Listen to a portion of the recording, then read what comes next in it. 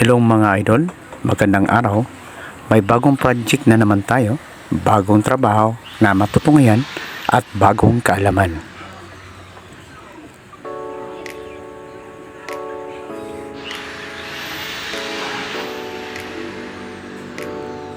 Sa ngayon, aayusin namin ang mga lumang kisame at electrical wiring.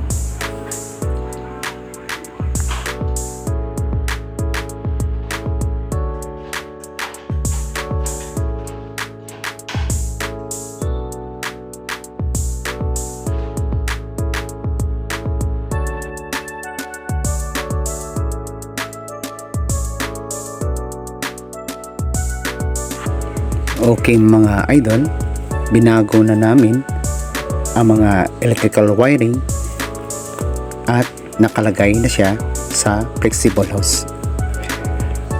At nagka-umpisa na rin kami, ang kasama ko, sa molding ng mga PVC ceiling.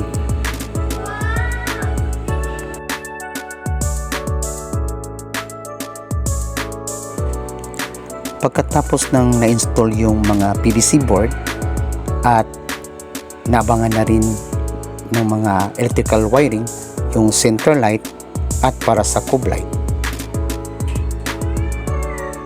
at gumawa na rin kami ng frame para sa cube light.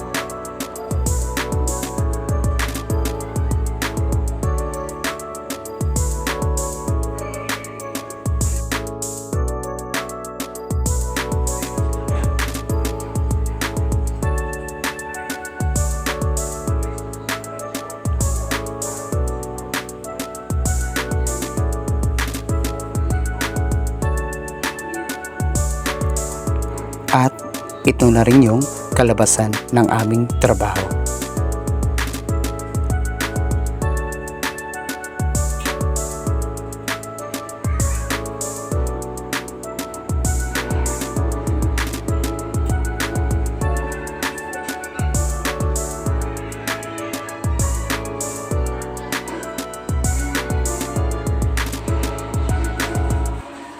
Salamat mga idol sa panonood.